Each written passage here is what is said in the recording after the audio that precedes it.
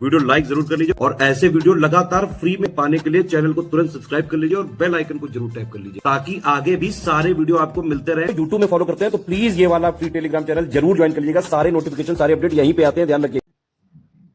नमस्कार दोस्तों, exam preparation के यूट्यूब चैनल पर मैं प्रियंका एक बार फिर से आप सभी का बहुत बहुत स्वागत करती हूँ। यूपी पीसीएस प्रीलिम 2024 एग्जाम के लिए रात को 9 बजे हम लोग डेली टेस्ट सीरीज सॉल्व कर रहे हैं और ये full length test series second है जिसमें हम लोग कुछ क्वेश्चन डेली डिस्कस करके उन क्वेश्चन से रिलेटेड जो भी फैक्ट्स होते हैं वो देखते हैं। तो यूपी पीसीएस का एग्जाम हो या फिर आरओ का री एग्जाम हो, दोनों एग्जाम के लिए क्लासेस आपके लिए बहुत ही महत्वपूर्ण है।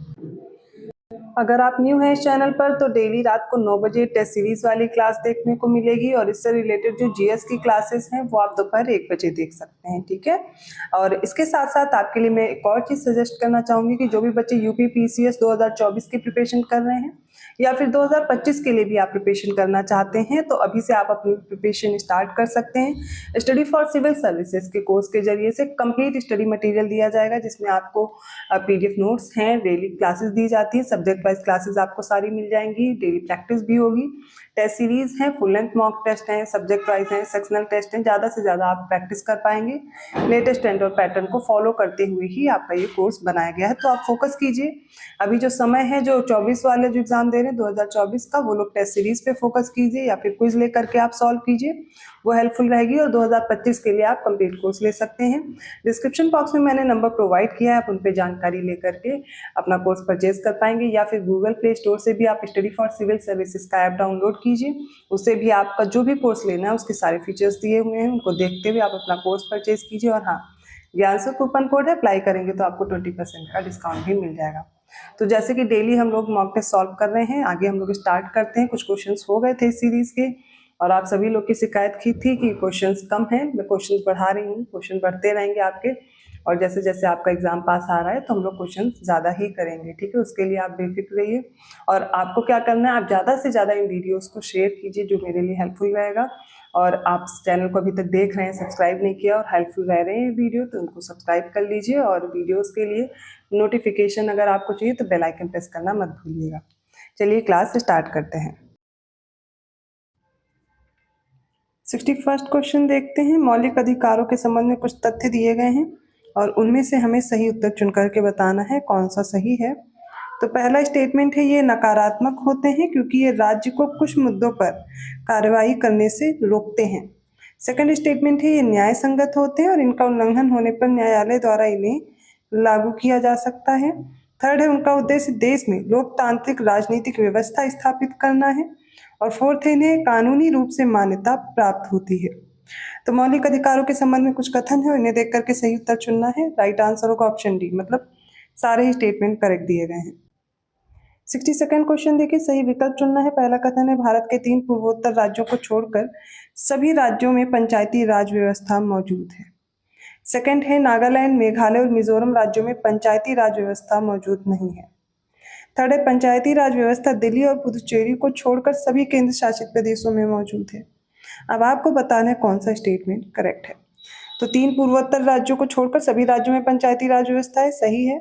और नागालैंड, मेघालय और मिजोरम ये हैं जो राज्य जिनमें पंचायती राज व्यवस्था मौजूद नहीं है। पंचायती राज व्यवस्था दिल्ली को छोड़कर, यहाँ पुदुचेरी गलत है, दिल्ली को छोड़कर सभी केंद्र शासित प्रदेशों में मौजूद है और करेक्ट आंसर ऑप्शन ए होगा। तो 63rd क्वेश्चन देखिए, सही विकल्प चुनना है। पहला कथन है, भारत के 6 राज्यों में द्विसदनीय विधानमंडल है।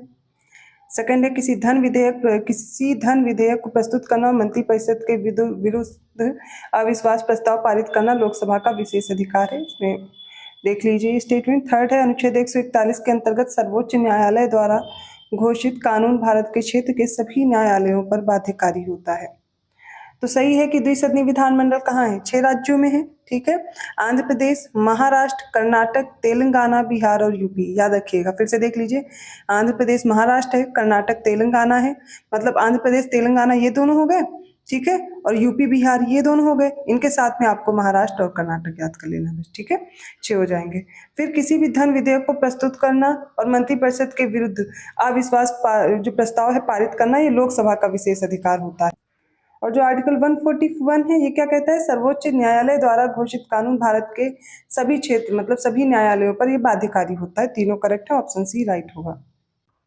64th क्वेश्चन देखिए, पहला स्टेटमेंट है राज्य सरकार पंचायतों को वित्तीय स्थिति की समीक्षा के लिए हर 5 साल में एक वित्त आयोग का गठन करती है। ठीक है, पहला कथन बिल्कुल सही है। सेकंड है दवाओं में मिलावट भारतीय दंड संहिता 1860 की धारा 274 के अंतर्गत दंडनीय अपराध है, ये भी बिल्कुल सही है।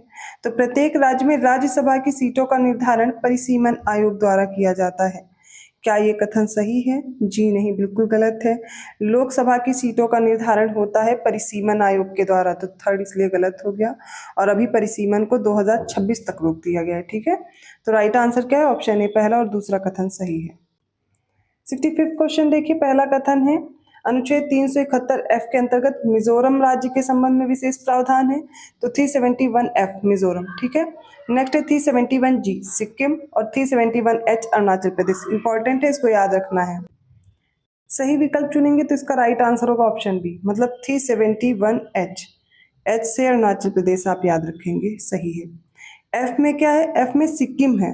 ठीक है, 371 तो पता ही है, एफ में सिक्किम कर लीजिए, जी में मिजोरम। ठीक है, तो जी फॉर मिजोरम कर लीजिए, एफ फॉर सिक्किम और एच फॉर अरुणाचल प्रदेश, याद रहेगा। 66 क्वेश्चन अब देखते हैं। पहला स्टेटमेंट है 1972 के 31वें संशोधन अधिनियम द्वारा लोकसभा की जो सीटें हैं उनकी संख्या बढ़ाकर 525 से बढ़ाया गया और 545 कर दिया गया, बिल्कुल सही है।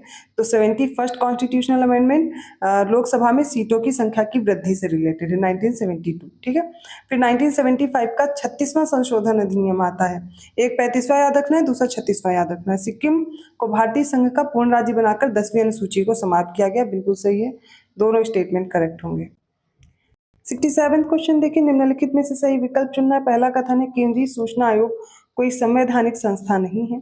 सेकंड है केंद्रीय सूचना आयोग का निर्णय अधिनियम धारा 19(7) के तहत बाध्यकारी होता है।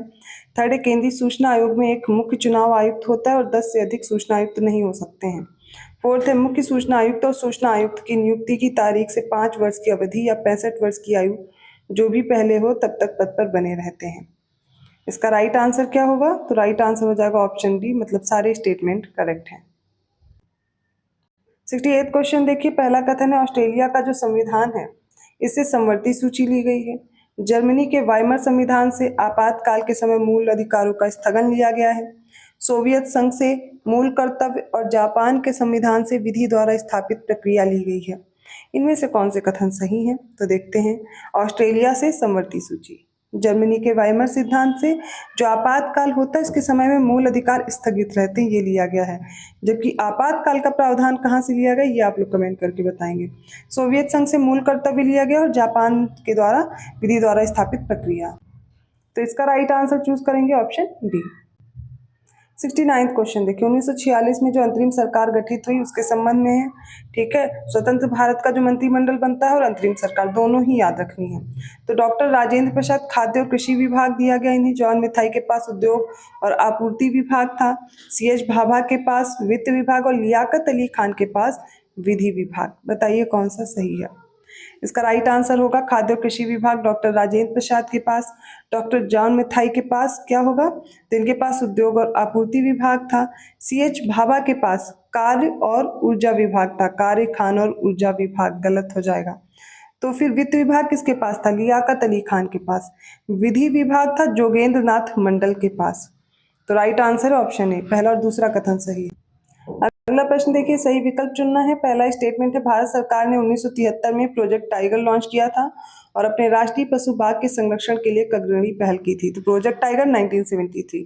जितने भी इन्वायरमेंट से रिलेटेड एक्ट हैं सब याद रखिए। ठीक है, राष्ट्रीय बाघ संरक्षण प्राधिकरण का गठन वन्यजीव संरक्षण अधिनियम 1972 की धारा 38 L1 के तहत किया गया था, बिल्कुल सही है। और महाराष्ट्र में वर्धा जिले के हिंगानी के पास स्थित बोर टाइगर रिजर्व भारत का सबसे छोटा टाइगर रिजर्व है, बिल्कुल सही दिया गया है। तीनों स्टेटमेंट करेक्ट हैं, इसलिए हम लोग चूज करने वाले हैं ऑप्शन सी को, राइट करेंगे। ठीक है, 71st क्वेश्चन में करेक्ट आंसर चूज करना है। देखिए, सबसे पहला स्टेटमेंट है जो प्रोजेक्ट एलिफेंट है ये केंद्र सरकार द्वारा प्रायोजित योजना है जो कि 1993 में शुरू हुई। क्या ये सही है प्रोजेक्ट एलिफेंट? तो बिल्कुल नहीं सही है। क्यों? क्योंकि यहाँ पर 1992 होना चाहिए। प्रोजेक्ट एलिफेंट 1992 प्रोजेक्ट टाइगर्स 1973, ठीक है, याद रखिएगा। अब आगे देखते हैं, भारत में विश्व में जंगली एशियाई हाथियों की सबसे बड़ी संख्या है जो 2017 की जनगणना के अनुसार 27,312 अनुमानित है। क्या ये सही है? तो ये भी सही है, ठीक है। थर्ड स्टेटमेंट देखते हैं, मतलब पहला गलत था और दूसरा सही है। तीसरा देखिए, एशियाई और अफ्रीकी हाथियों की गंभीर दुर्दशा की ओर ध्यान आकर्षित करने के लिए 2012 में विश्व हाथी दिवस मनाया गया था। बिल्कुल सही है, ये भी सही है। तो दूसरा और तीसरा कथन सही है, किसमें है? ऑप्शन डी में, ठीक है, ऑप्शन डी राइट होगा। 72nd क्वेश्चन देखिए, सही विकल्प चुनना है। पहला कथन है अंतरराष्ट्रीय प्रकृति संरक्षण संघ द्वारा रेड डाटा बुक प्रकाशित की जाती है, ठीक है, बिल्कुल सही है। International union for conservation of nature, ठीक है। जैव विविधता हॉटस्पॉट की अवधारणा 1988 में नॉर्मन मायर्स द्वारा विकसित की गई थी। तो बायोडाइवर्सिटी हॉटस्पॉट किसने बोला? तो नॉर्मन मायर्स का नाम याद रखेंगे, 1988, बिल्कुल करेक्ट है। जैव विविधता शब्द का पहली बार प्रयोग किया था आर्थर हैरिस ने, नाम याद रखिएगा, बायोडाइवर्सिटी, आर्थर हैरिस, 1916, ठीक है, अमेरिका के वनस्पति शास्त्री थे। राइट आंसर क्या हो जाएगा? ऑप्शन सी, तीनों स्टेटमेंट करेक्ट है। तो 73वां प्रश्न, उत्तर प्रदेश राज्य की रामसर साइटों के संबंध में। तो रामसर साइट अभी टोटल 85 हो चुकी हैं, अगर कुछ चेंज हुआ है तो आप लोग कमेंट कर सकते हैं। मुझे जहाँ तक याद है अभी 85 है और तमिलनाडु की 3 नई साइट्स ऐड की गई हैं, ठीक है, तो 85 हो चुकी हैं। सबसे ज़्यादा रामसर साइट 18 है ना, 18 तमिलनाडु में है, फिर उसके बाद दूसरे नंबर पे यूपी आता है। तो यूपी में कितनी है? 10 हैं, ठीक है, याद रखिएगा। अगर इसमें कुछ चेंज है तो आप लोग कमेंट कर सकते हैं। अब यूपी की रामसर साइटों से पूछा गया है, तो रामसर कन्वेंशन कब हुआ था, कहाँ हुआ था, और हम लोग वेटलैंड डे कब मनाते हैं, इसका थीम क्या था, ये सब चीज़ें आपको याद करनी है, ठीक है। तो पार्वती अर्गा पक्षी अभ्यारण्य गोंडा में, समन पक्षी अभ्यारण्य मैनपुरी में, समसपुर पक्षी अभ्यारण्य संत कबीर नगर और बखीरा पक्षी अभ्यारण्य रायबरेली। अब इनमें से कौन सा करेक्ट है देखते जाइए। तो पार्वती अर्गा गोंडा, पार्वती अर्गा गोंडा में है, समन मैनपुरी में है, बिल्कुल करेक्ट। समसपुर रायबरेली, समसपुर कहाँ है? रायबरेली में है। बखीरा है संत कबीर नगर में, ठीक है, बाकी दोनों करेक्ट हैं। 1 और 2, ऑप्शन ए राइट होगा। 74th क्वेश्चन पे आ चुके हैं हम लोग। देखिए पहले सारे स्टेटमेंट, ठीक है। तो पहला स्टेटमेंट है राष्ट्रीय उद्यानों में आनुवांशिक विविधता को यथास्थान संरक्षण, यथास्थान का मतलब इन सीटू कंजर्वेशन, जो जेनेटिक डाइवर्सिटी है इसके बारे में बोला जाता है, इसके माध्यम से इसको बनाए रखा जाता है। फिर है राजीव गांधी जैव प्रौद्योगिकी केंद्र कोलकाता पश्चिम बंगाल में है। थर्ड है केंद्रीय शुष्क क्षेत्र अनुसंधान संस्थान राजस्थान के जोधपुर में स्थित है। और फोर्थ है गैर पारंपरिक ऊर्जा के स्रोत वे स्रोत हैं जो कि नवीकरणीय होते हैं, ठीक है। अब इनमें से बताना है कौन सा स्टेटमेंट करेक्ट है। तो देखिए राइट आंसर ऑप्शन डी है, सारे स्टेटमेंट इसमें करेक्ट है। 25th क्वेश्चन देखिए, निम्नलिखित कथनों पर विचार कीजिए। पहला है नॉकनी सिंड्रोम के बारे में। तो नॉकनी सिंड्रोम किसकी वजह से होता है? फ्लोराइड के प्रदूषण की वजह से, बिल्कुल सही है। और पौधे जो है नाइट्रोजन को नाइट्रेट के रूप में लेते हैं, तो आपको याद रखना है पौधे डायरेक्टली नाइट्रोजन नहीं लेते हैं, वो किस फॉर्म में लेते हैं? तो पहले नाइट्रेट को नाइट्राइट में कन्वर्ट करते हैं, फिर नाइट्रेट में, देन वो कंज्यूम करते हैं, ग्रहण करते हैं, ठीक है। थर्ड है खैर वृक्ष उपोषण, उपोष्ण कटिबंधीय वनों में पाया जाता है, सब ट्रॉपिकल फॉरेस्ट में खैर पाया जाता है। इसका राइट आंसर क्या होगा? ऑप्शन सी, तीनों करेक्ट हैं। 76 क्वेश्चन देखिए, सही विकल्प चुनना है। पहला कथन है भारत की उत्तर से दक्षिण तक की जो अधिकतम लंबाई है वो 3214 किलोमीटर है, और जो वेस्ट टू ईस्ट है अधिकतम चौड़ाई वो 2933 है, बिल्कुल सही है। थर्ड स्टेटमेंट है भारतीय केंद्र शासित प्रदेश का सबसे दक्षिणी बिंदु जिसे इंदिरा पॉइंट कहा जाता था वह 2005 में सुनामी की लहरों के कारण डूब गया था। तो दक्षिणी पॉइंट इंदिरा पॉइंट है, और वो 2004 में, ना कि 2005 में सुनामी में डूब गया था। फिर गुजरात और अरुणाचल प्रदेश की स्थानीय समय में 2 घंटे का अंतर है, बिल्कुल सही है, 2 घंटे का अंतर है, ठीक है। हम जब इन जो हमारे यहाँ का देशांतर है उसके बीच का जब डिफरेंस निकालेंगे, हर एक डिग्री को आप 4 से मल्टीप्लाई करेंगे तो आपका आंसर आ जाएगा, आपको करेक्ट आंसर मिल जाएगा और पता चल जाएगा कि 2 घंटे का अंतर है। और जो ग्रीनविच मेरिडियन लाइन है उससे जो इंडियन स्टैंडर्ड टाइम लाइन है उससे 5.5 घंटे का डिफरेंस है। तो इसका राइट आंसर हो जाएगा 1 to 4, जो कि ऑप्शन सी में दिया गया, ऑप्शन सी करेक्ट होगा। 77 क्वेश्चन देखिए, सही विकल्प चुनना है। पहला कथन है भारत की जो मेरिडियन लाइन है वो गुजरती है 5 राज्यों से, उड़ीसा, छत्तीसगढ़, उत्तर प्रदेश, आंध्र प्रदेश और मध्य प्रदेश, ठीक है, बिल्कुल सही दिया गया है। भारत का जो आधिकारिक भारतीय मानक समय उत्तर प्रदेश के इलाहाबाद को केंद्र मानकर निर्धारित किया गया है, जिसका निर्धारण भोपाल में स्थित राष्ट्रीय भौतिकी प्रयोगशाला द्वारा किया जाता है। ये गलत हो जाएगा, इसका निर्धारण किया जाता है दिल्ली में स्थित है राष्ट्रीय भौतिकी प्रयोगशाला।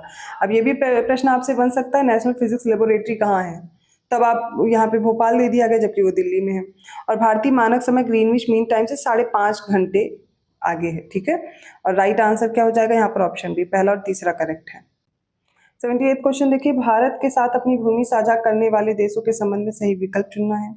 उत्तर में चीन, नेपाल और भूटान है, पूर्व में बांग्लादेश और म्यांमार है, दक्षिण पूर्व में श्रीलंका है, दक्षिण पश्चिम में मालदीव है। सारे ही करेक्ट है, ऑप्शन डी राइट होगा, बहुत ईजी प्रश्न है। 79 क्वेश्चन देखिए, सही विकल्प चुनना है। पहला स्टेटमेंट है, भारत जो अपनी सबसे छोटी सीमा अफगानिस्तान के साथ साझा करता है, सही है। क्षेत्रफल की दृष्टि से सबसे बड़ा जो केंद्र शासित प्रदेश है लद्दाख है। क्षेत्रफल की दृष्टि से भारत का सबसे छोटा केंद्र शासित प्रदेश, क्षेत्रफल की दृष्टि से बताया जा रहा है भारत का सबसे छोटा केंद्र शासित प्रदेश लक्षद्वीप है। जबकि क्षेत्रफल के अनुसार जो सबसे छोटा, हाँ बिल्कुल सही है ये, जनसंख्या की दृष्टि से दिया गया सबसे छोटा केंद्र शासित प्रदेश पुदुचेरी है। तो जनसंख्या की दृष्टि से सबसे बड़ा केंद्र शासित प्रदेश दिल्ली है और सबसे छोटा कौन सा है, लक्षद्वीप है। ये भी बिल्कुल सही दिया गया है। तो इसका राइट आंसर क्या हो जाएगा, ऑप्शन डी करेक्ट होगा, क्योंकि सारे स्टेटमेंट करेक्ट हैं। यहाँ पर मैंने देखिए एक चीज़ इनकरेक्ट कर दी थी, ये पुदुचेरी यहाँ पर है और मैंने लक्षद्वीप बोल दिया था, क्योंकि राइट आंसर लक्षद्वीप है। तो जनसंख्या की दृष्टि से सबसे छोटा केंद्र शासित प्रदेश लक्षद्वीप है और क्षेत्रफल की दृष्टि से भी सबसे छोटा यूटी जो है वो लक्षद्वीप है, ठीक है। सबसे बड़ा दिल्ली हो जाएगा, ठीक है। यहाँ पर गलत हो गया ये, तो राइट आंसर इसका जो होगा, ऑप्शन देख लेते हैं 1, 2, 3 किस में करेक्ट है, ऑप्शन बी में है। अगला प्रश्न देखिए, सही विकल्प चुनना। पहला, त्रिपुरा राज्य उत्तर, पश्चिम और दक्षिण में 3 तरफ से बांग्लादेश से घिरा हुआ है, बिल्कुल सही है। अगला जो है, सिक्किम राज्य, इसकी सीमा 3 देशों से लगती है, नेपाल, भूटान और चीन से, ये भी बिल्कुल सही दिया गया है। और छत्तीसगढ़ राज्य में कर्क रेखा और भारतीय मानक समय का जो प्रतिच्छेदन बिंदु है, मतलब जहाँ पर ये आपस में इंटरसेप्ट करती हैं, तो ये जो इंटरसेक्शन पॉइंट है वो सूरजपुर है, ठीक है। ये करेक्ट हो जाएगा। राइट आंसर ऑप्शन सी, तीनों स्टेटमेंट करेक्ट हैं। और ये आज के इंपॉर्टेंट क्वेश्चंस थे आपके सेट के। आई होप आपको समझ में आए होंगे। किसी भी क्वेश्चन में डाउट है आप पूछ सकते हैं। इसके साथ में आप junior assistant, UP PCS prelims 2024 या 2025 और आरओ एग्जाम की प्रिपरेशन करना चाहते हैं, और साथ में जो बीपीएससी का एग्जाम होने वाला है इसकी भी अगर आप प्रैक्टिस करना चाहते हैं, तो स्टडी फॉर सिविल सर्विसेज के कोर्स के साथ अपनी प्रिपरेशन बेहतर कर सकते हैं। करना क्या है आपको, कोर्स को ज्वाइन करने के लिए आप ऐप को डाउनलोड कीजिए और ऐप से आप अपने कोर्स को परचेज कर पाएंगे। ज्ञान सर कूपन कोड अप्लाई करेंगे तो 20% का डिस्काउंट मिल जाएगा। और हाँ, जो जूनियर असिस्टेंट की प्रिपरेशन करना चाहते हैं उनको अपना कोर्स ज्ञान सर एजुकेशन ऐप में मिलेगा, आप वहाँ से डाउनलोड कर पाएंगे। मैं मिलती हूँ अगली क्लास में, तब तक के लिए धन्यवाद। आपको वीडियो अच्छा लगा तो प्लीज़ लाइक करना मत भूलिए, चैनल को सब्सक्राइब कीजिए और लोगों को शेयर करते रहिए। मैं मिलती हूँ अगली क्लास में, तब तक के लिए धन्यवाद।